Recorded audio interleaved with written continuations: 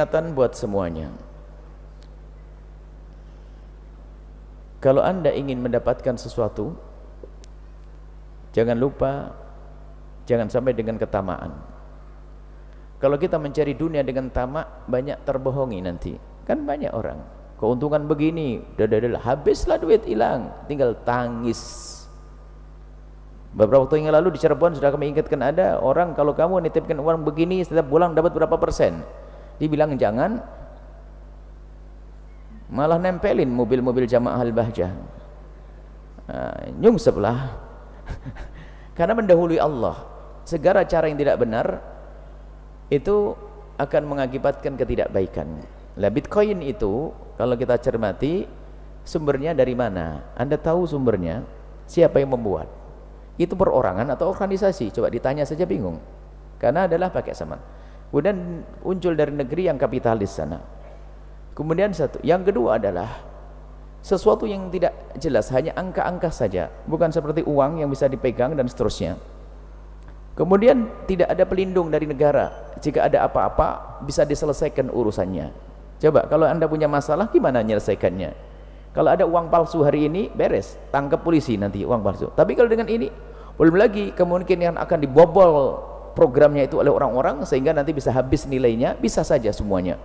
Sehingga ini bukan fatwa kami, para ulama-ulama yang mengerti tentang prosesnya ini dan yang ngerti urusan syariah, bukan omongan saya, menjelaskan Anda tidak usah berurusan dengan itu dan hukumnya haram.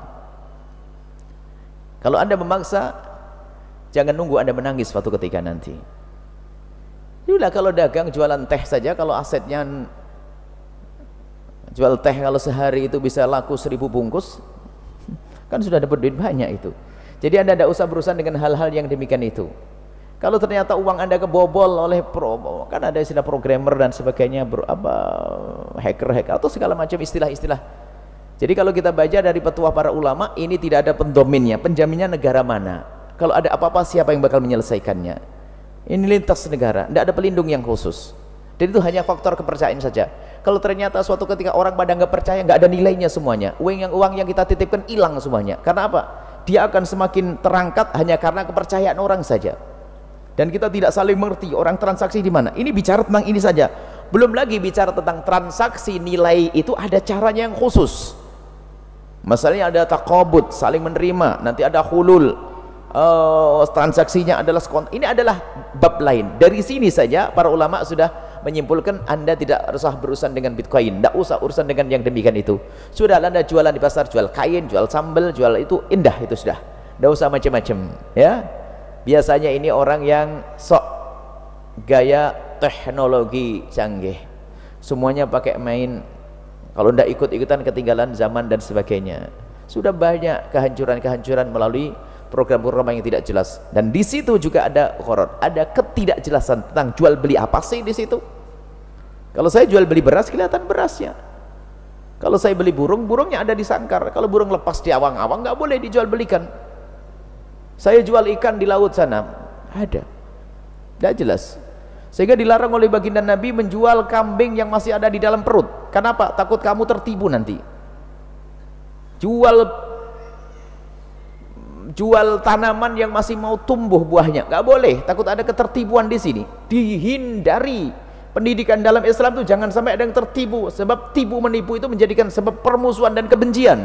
Kalau sudah kebencian, rusaklah semesta. Lah ini Bitcoin itu mengarah sekali mungkin ke sana pada suatu ketika nanti.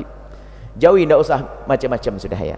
Bagi yang sudah terlanjur, kalau sudah terlanjur, maka ayo tobat, tarik diri, investasi yang halal, bersih.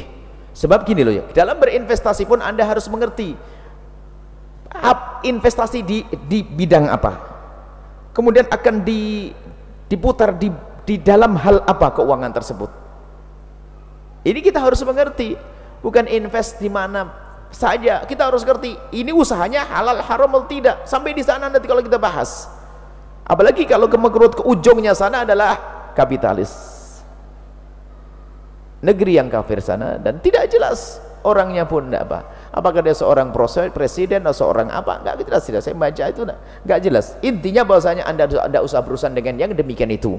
Lebih aman dan percaya. Percayalah dengan perkataan para orang-orang mulia, para ulama. Ini seperti itulah mereka membahas.